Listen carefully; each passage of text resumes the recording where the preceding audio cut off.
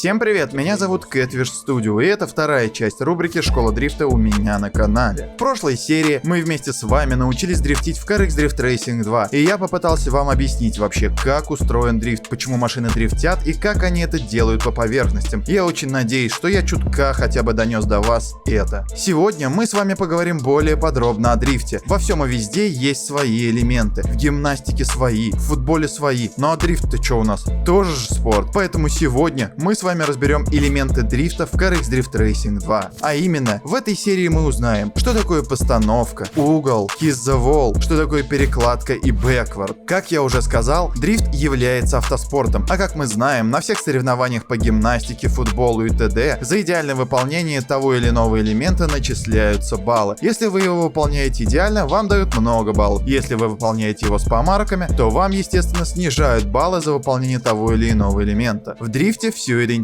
Есть, к примеру, постановка, да? За нее вам судьи будут давать баллы. Если вы ее сделаете правильно, вы будете крутым дрифтером от бога. А если вы ее сделаете неправильно, то...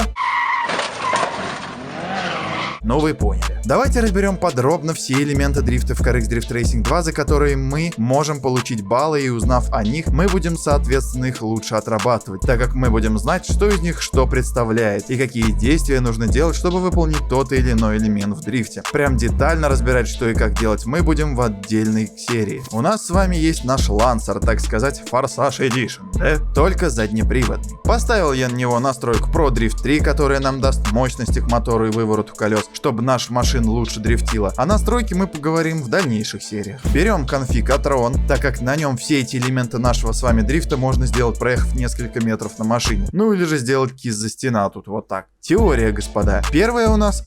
Ребят, давайте так. В каждой серии у нас с вами будет чередование. Теория, потом практика. Теория, потом практика. Чтоб я каждый раз вам не говорил. Так вот. Первая у нас это постановка. Постановка в дрифте это залог нашего успешного проезда, выпуская дым из-под колес. Постановка это то, с чего начинается ваш проезд по конфигу АК-трассе. Будто это питерские проспекты с шавермами или профессиональные трассы, подготовленные под дрифт. Постановка у нас по-другому еще называется фуридаша. Это если прям вообще по-дрифтерски говорить. Постановка это такое действие, которое делается после того, как вы разогнались и начинаете входить в занос. Короче говоря, постановка это когда мы пускаем тачку в занос и начинаем наваливать дрифтить. Вот наша машина. Вот дорога, по которой мы будем дрифтить. Разгоняем нашу машину и входим в занос. После чего продолжаем ехать в дрифте до финиша. Вот этот вот момент вхождения в дрифт называется постановка. К практике. Наш Lancer заднеприводный, педаль на экране, да? Берем разгон, переключаем передачи вверх, так как скорость выше и выше, и делаем такое действие, благодаря которому наша тачка, как видите, легко отправляется в занос, и дальше по дуге я еду, просто нажимая педаль газа, так как наши задние колеса начали буксовать и машина дрифтит. Вот именно этот элемент после разгона с раскачки дергает чуть-чуть ручник, мы ставим нашу машину в угол, в котором продолжим ехать в заносе дальше. То есть постановка это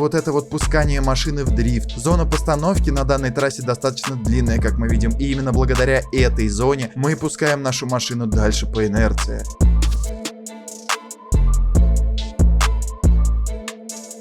Следующий элемент — угол. Тут все намного проще и легко. Вот наша машина едет с 0 градусов по нужной траектории. Вот наша машина едет с углом в 90 градусов по нужной траектории. Вот этот красный отрезок называется угол. Он может быть маленьким, большим и очень большим. Угол в дрифте это в принципе то, почему дрифт у нас существует, да? Kiss the wall. Если говорить по-русски, касание стены. Kiss the wall является таким элементом в дрифте, который тоже оценивается судьями, но в основном это делают для того, чтобы угробить тачку. Ладно, делают его, чтобы было эффектно, красиво и круто, но никак не эффективно. Kiss the wall — это когда вы едете на машине очень близко к стене и делаете так, что ваш задний бампер, спойлер или багажник коснулись стены именно таким способом, чтобы оттуда содрало краску. В CarX у нас ничего с вами не сдирается, поэтому Kiss the wall — это когда мы просто скользко к стене проезжаем и все. Разгон, постановка, угол и стена и Kiss the wall. Вот именно это действие, как вы видите, близко я проехал к стене и называется Kiss the wall. Это может быть столб, забор, стена, машина, все что угодно, что может убить вас и вашу машину.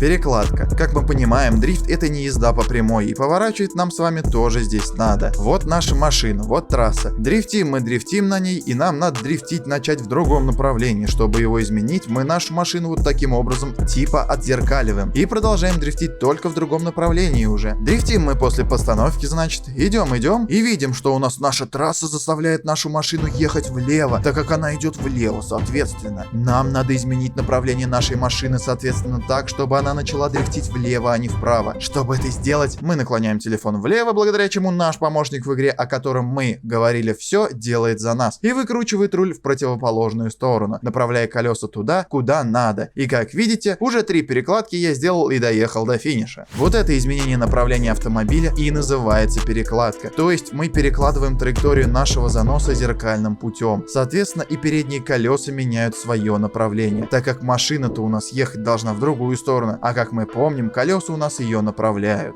Бэквард. Достаточно трудный элемент в дрифте, который является, наверное, самым зрелищным в этом виде автоспорта. Как мы понимаем, наша машина едет в каком-то угле и ставится на постановку тоже. Бэквард — это когда наша машина на постановке, к примеру, ставится в такой угол, который будет равен больше 90 градусов. То есть ваш задок машины будет обгонять передок. Это и называется бэквард. Лансер красненький, задний привод, разгон, постановка с флипа, о которой мы уже с вами знаем, да? И бэквард. Видите, я сделал так, что зад моей машины после постановки был дальше переда. И весь сок в том, что после этого ваша машина должна не развернуться, а продолжить дрифт дальше. Вот еще пример. Идем в дрифте по дуге и на перекладке делаем бэквард. Пускаем наш задок вперед благодаря нашей физике игры и нажимаем кучу кнопок, вертя телефон как бешеный. Мы делаем бэквард. О чем нам игра сама и говорит вот этим вот значком. Бэквард — это очень заманчивая и красивая вещь в дрифте. Но если с ней переборщить, то вас может развернуть и ваш дрифт закончится крахом. Бэквард — это один из сложных элементов в дрифте, так как вы разгружаете очень сильно зад, но в нужный момент вам придется его загрузить и поймать на нем зацеп, благодаря чему вы и продолжите ваш занос. Из салона это вообще выглядит ужасно, потому что вы считаете уже,